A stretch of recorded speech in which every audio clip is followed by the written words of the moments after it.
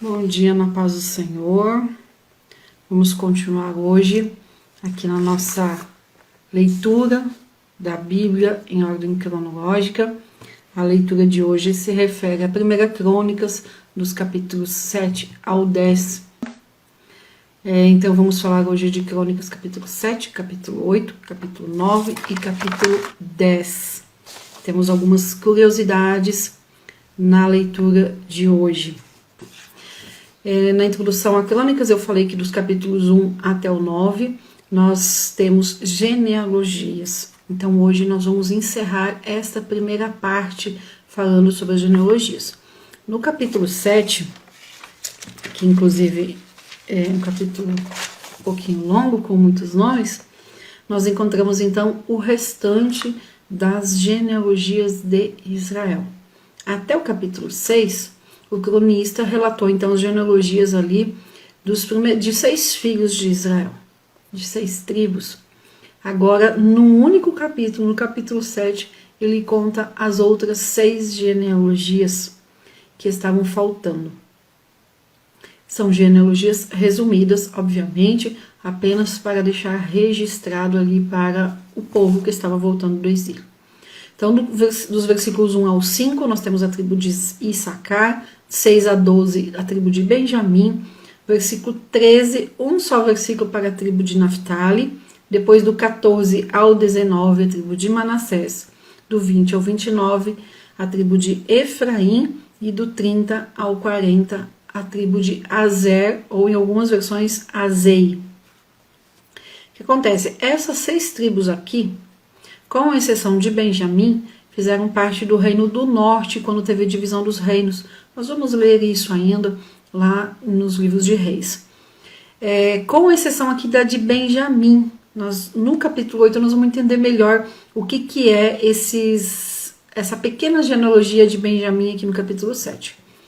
O que chama atenção aqui nessa genealogia toda são as tribos de Issacar e Benjamim, que se destacam pela valentia dos seus homens.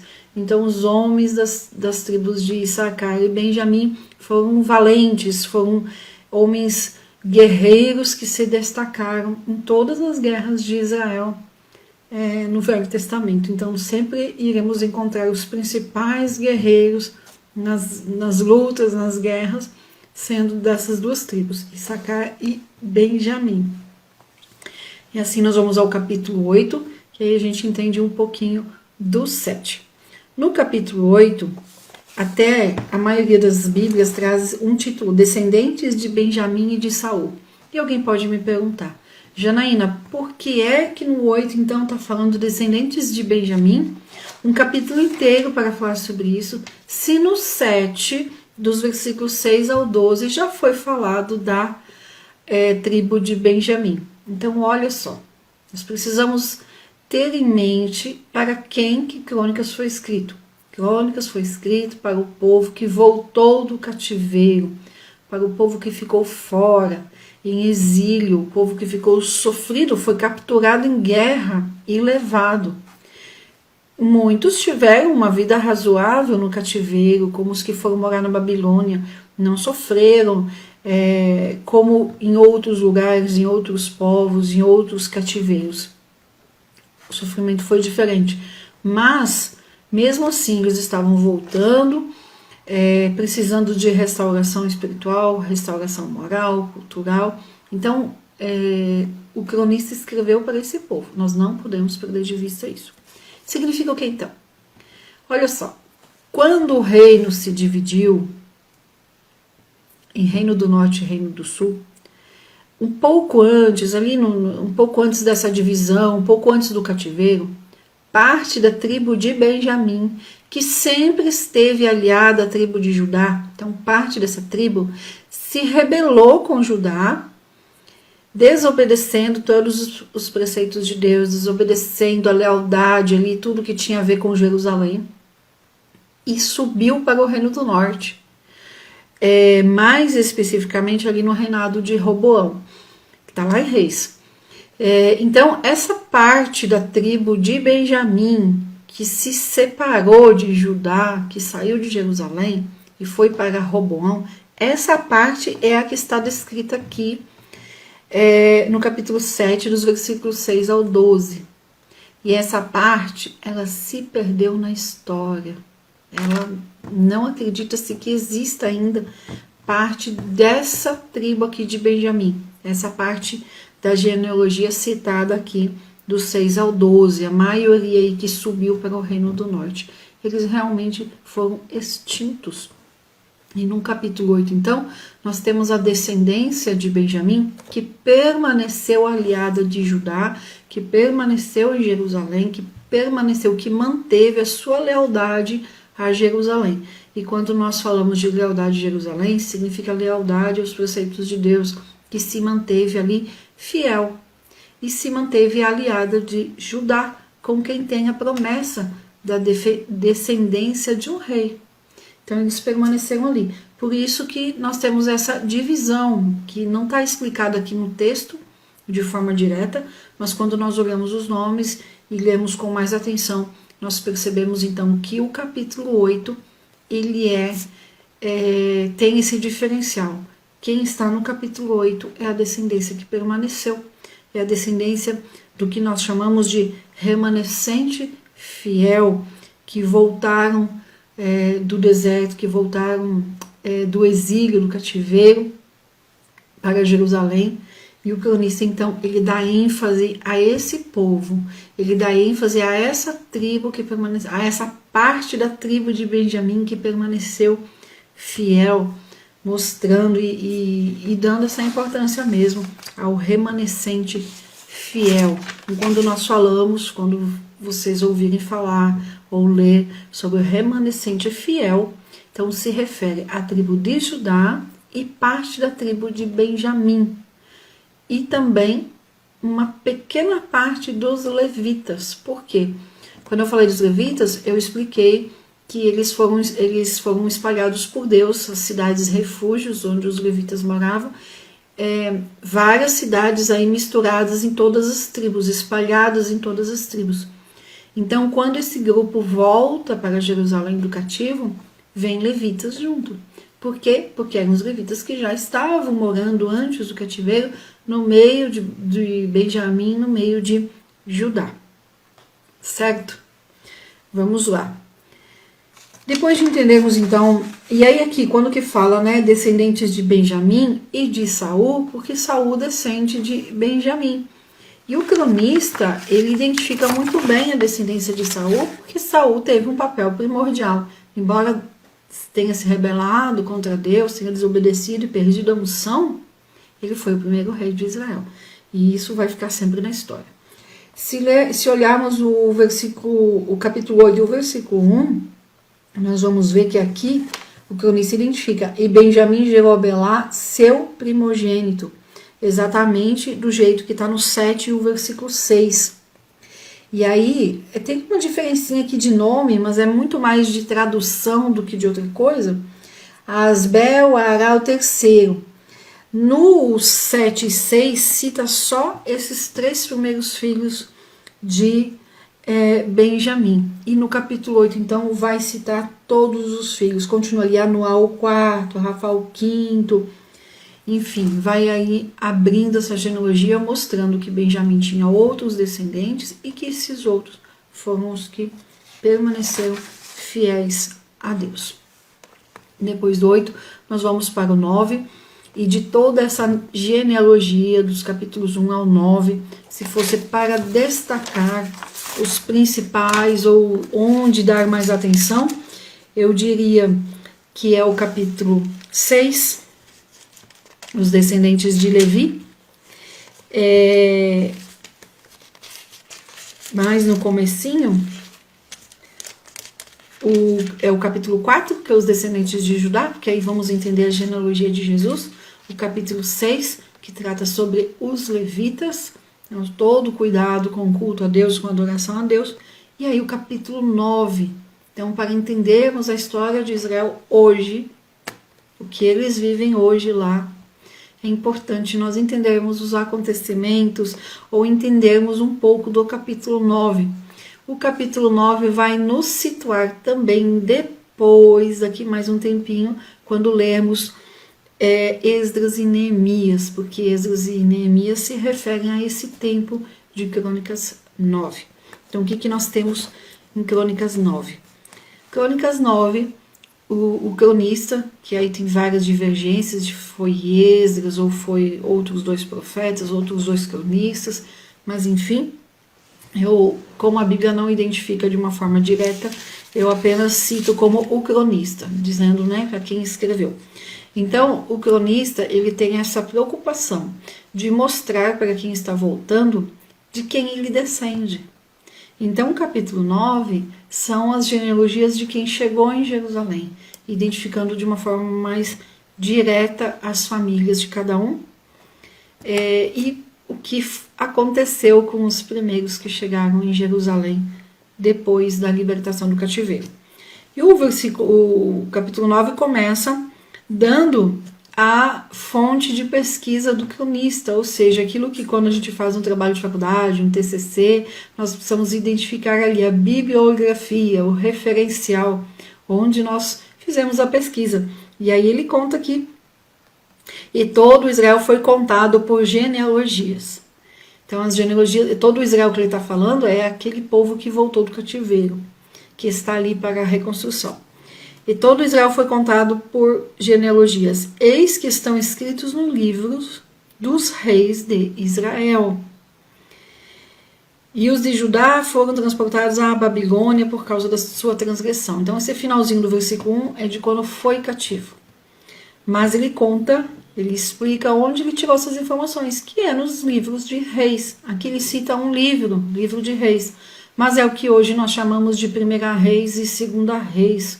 Eu já expliquei todos esses no Velho Testamento, tudo que nós encontramos como 1º e 2º, sempre um livro, foi um livro original dividido em 2. Isso no Velho Testamento. No Novo Testamento, quando nós encontramos 1º e 2º, não é porque era um original e foi dividido depois, é porque realmente eram 2. No Novo Testamento, nós temos as cartas de Paulo, 1 Coríntios, 2 Coríntios, 1 Tessalonicenses, 2 Tessalonicenses, 1 Timóteo, 2 Timóteo, e aí não era um livro só. Ali sim, Paulo teve realmente a intenção e foram cartas diferentes, mas nomeadas assim, 1ª e 2ª. Tá? Só explicando um pouquinho aí dos nomes e o porquê das divisões dos livros.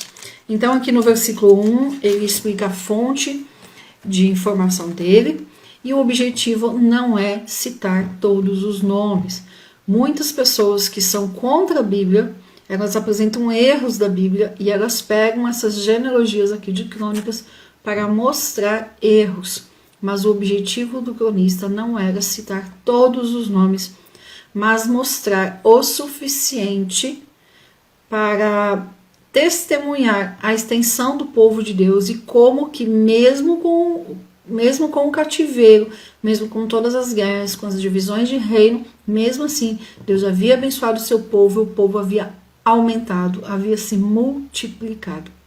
E ele apresenta então no capítulo 9, é um capítulo longo também, ele apresenta os nomes das famílias, então os cabeças de família, como ele mesmo fala, e escreve ali, principalmente no versículo 2, falando quem habitou primeiro, né? Quem então se instalou primeiro ali.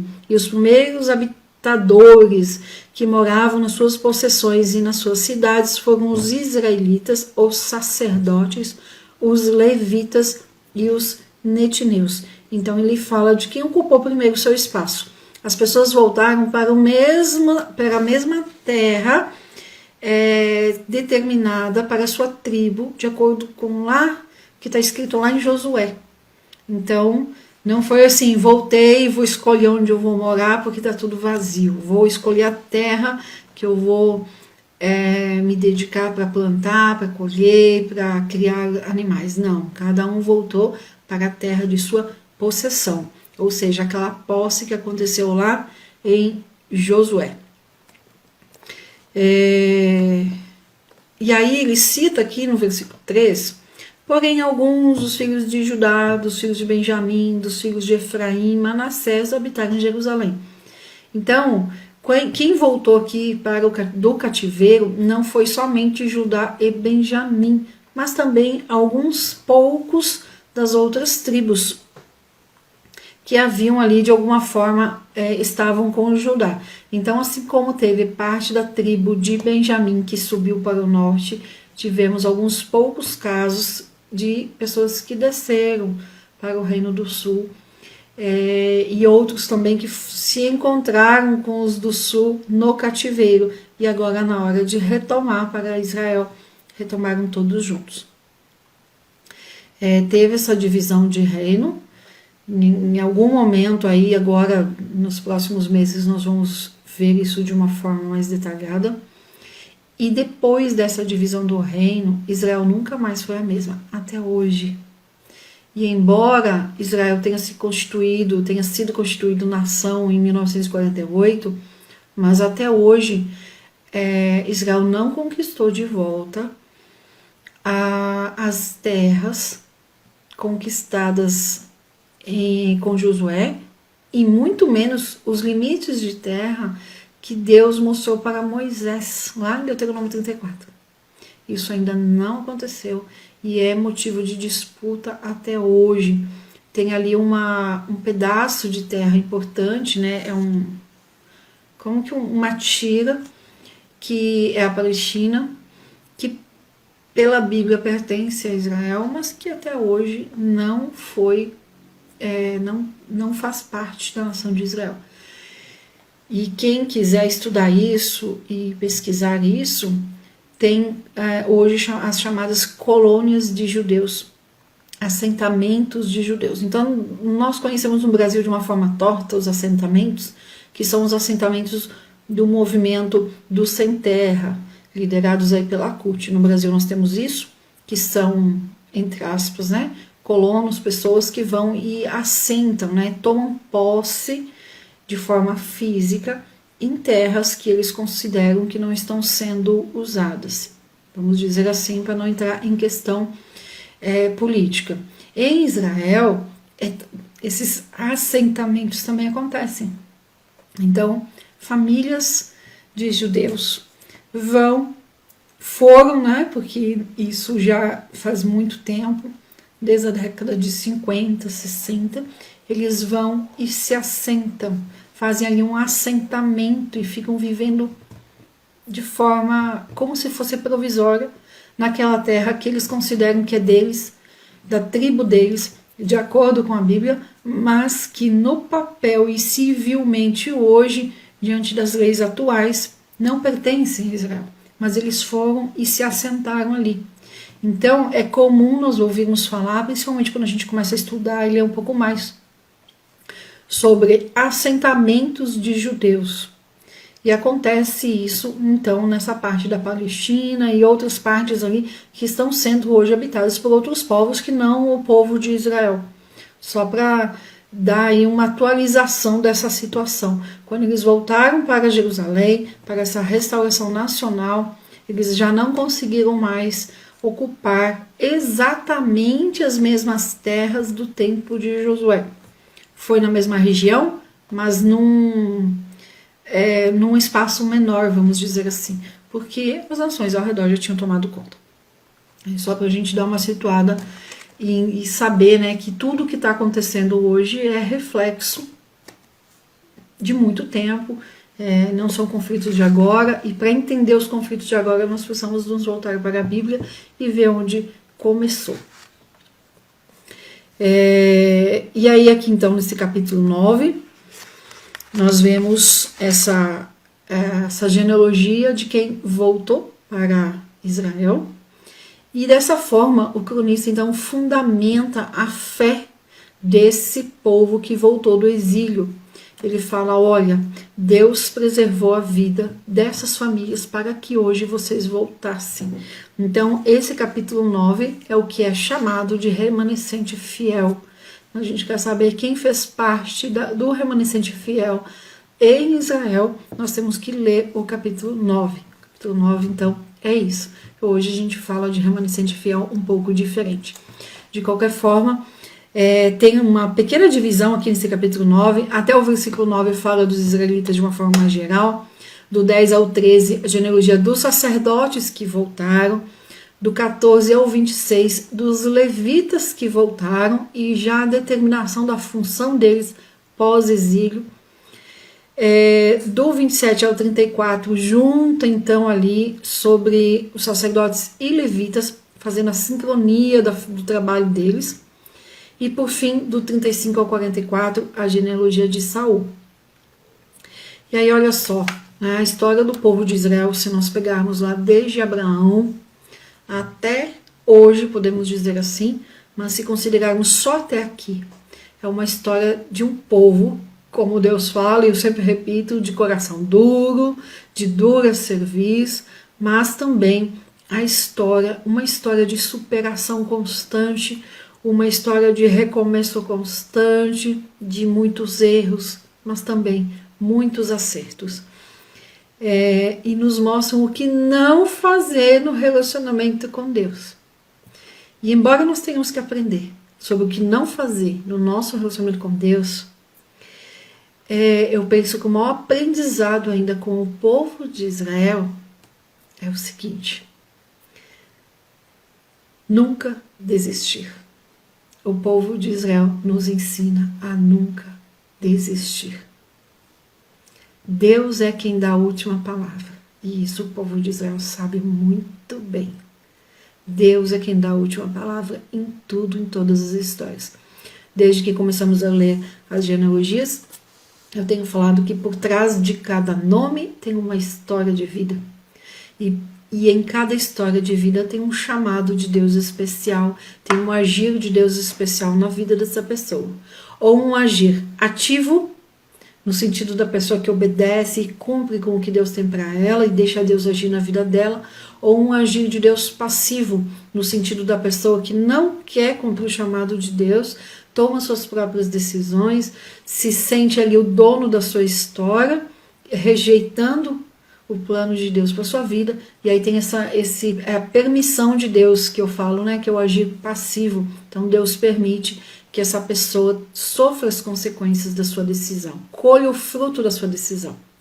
Então em cada nome dessas genealogias nós temos sim uma história de vida. Alguns obedeceram a Deus e outros desobedeceram. De uma forma geral, o povo de Israel nos ensina justamente isso, a nunca desistir. Eu falo que o fim da história não é aqui. O fim da nossa história não é a morte de alguém, não é uma doença, não é um desemprego. O fim da nossa história aqui é Deus que determina. É somente quando se encerrar aqui o meu suspiro, o seu suspiro, o último fôlego de vida aqui. Aí sim, encerra a história aqui. Enquanto que tem vida, Deus está trabalhando. E quanto mais nós nos colocarmos na posição que Deus quer, mais nós veremos realmente o plano dele se concretizando na nossa vida. Então, apesar do povo de Israel ter sido um povo rebelde, quando nós lemos a história, nós vemos isso muito claro para nós. Não era tão claro para eles. Mas quando nós nos voltamos e tiramos os olhos desse tanto de coisas aqui, de problemas, de rebeldias, de pecados, enfim, de tudo que eles fizeram, e nós olhamos para nós, num tempo menor. Então, quando a gente olha para o povo de Israel, 40 anos no deserto, 400 anos com os juízes, poxa vida, como eles pecaram, como eles foram rebeldes. Mas quando eu olho para a minha história, 42 anos, eu também vejo esses sinais de rebeldia, esses sinais, muitas vezes, de o eu muito forte, e aí Deus vai nos quebrando, vai trabalhando. Então, apesar de todos os erros, apesar de todas as falhas, Deus continua sendo Deus, e Ele é o Todo-Poderoso, e Ele é que nos faz, Ele escreve a nossa história. Então, o que fica de mais forte de toda a história do povo de Israel não é só a superação, não é só o recomeço, não são só os erros, as rebeldias, mas é principalmente não desistir. A última palavra será sempre de Deus. E aí o último capítulo da leitura de hoje, que é o capítulo 10, nós temos aqui é um capítulo mais curtinho, a morte de Saul e de seus filhos. Então, vamos novamente lembrar que o cronista estava escrevendo este livro para o povo que voltou do exílio. Então, esse capítulo 10, ele vai resumir a morte de Saul, vai contar o que é de mais importante da história final de Saul, e ele vai explicar qual foi o problema de Saul. Por que ele vai fazer isso de forma resumida? O objetivo do cronista é mostrar a descendência de Davi, é mostrar Davi rei, é mostrar, olha, nós estamos aqui, nós estamos esperando o Messias. Davi é o rei ungido, é a descendência de Davi que vai reinar sobre nós. E o cronista entende o quê? Que ele, renovando essa promessa, renovando essa esperança de promessa de um Messias, ele vai fazer com que o povo fique animado e motivado para reconstruir Jerusalém. Nós vamos ler depois, lá em Neemias, que quando ele chegou em Jerusalém, neste tempo aqui do capítulo 9, do capítulo 10, e ele andava ali por sobre as ruínas de Jerusalém, sobre os tijolos, sobre as pedras caídas do templo, dos muros das casas, e ele chorava de noite, de madrugada, andando ali sozinho. Tal a destruição da cidade. Então, o cronista, ele precisa escrever, ele precisa falar algo que realmente deixe o povo muito motivado a reconstruir. Então, o capítulo 10 é um capítulo onde nós não vamos falar hoje, nós vamos falar dia 30, que é amanhã. Então, amanhã nós vamos falar desse início do reinado de Davi. Mas hoje, então, o cronista fala de Saul e de uma forma resumida, porque ele não quer chamar atenção para Saul, ele quer chamar atenção para Davi. E depois nós vamos ver que do 11 em diante, até o final do livro, o foco de atenção dele será Davi, justamente para dar essa motivação para o povo e que o povo entenda que realmente Davi é o rei escolhido, Davi é o homem segundo o coração de Deus, e que eles precisam reconstruir Jerusalém porque estão esperando o Messias.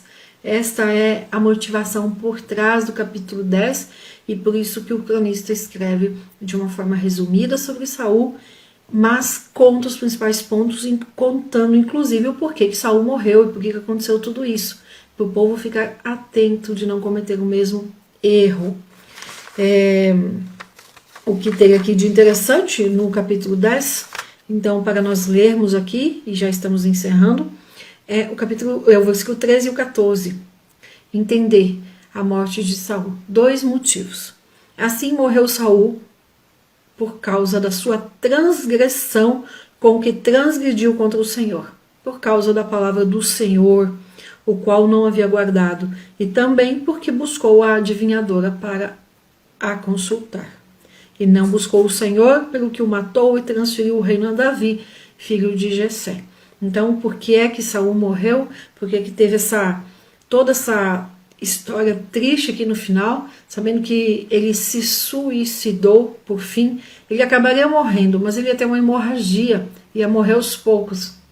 E ele tão orgulhoso, tão egoísta, que ele estava preocupado de vir o inimigo e dizer: eu matei Saul. Ele não queria que o nome dele fosse desonrado no sentido do inimigo matá-lo. E ele preferiu tirar a própria vida. Então, o egoísmo dele até o fim, até o ponto de praticar o suicídio. Então, primeiro desobedeceu o Senhor e depois, para piorar, ele buscou então a adivinhadora ali de Endor, que nós já comentamos aqui. E assim nós encerramos essa primeira parte do livro de Crônicas, todas as descendências, todas as genealogias, até chegar a Davi, que é o finalzinho aqui do capítulo 10. E transferiu o reino a Davi, filho de Jessé. E aí no capítulo 11, nós vamos ver então o cronista começando a falar de Davi e vamos ver uma mudança na forma de escrever, porque até o capítulo 10 o cronista escreve com poucos detalhes, de uma forma resumida.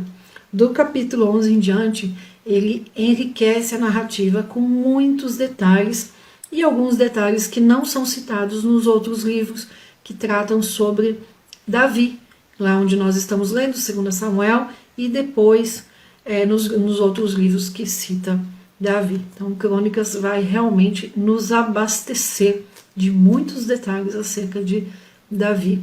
E é em Crônicas que nós vamos entender por que é que Davi é chamado de um homem segundo o coração de Deus.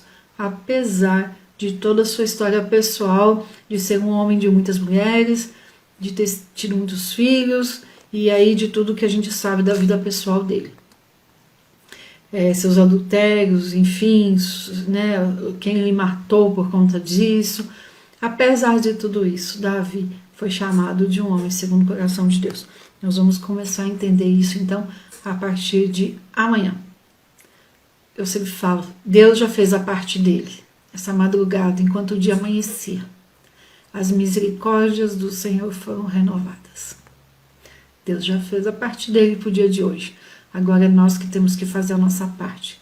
Viver esse dia da melhor forma possível, servindo a Deus e lembrando de Colossenses 3:23.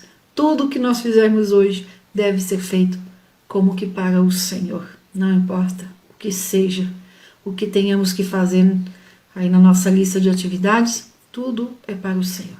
Amém? Tenha um excelente dia. Deus abençoe.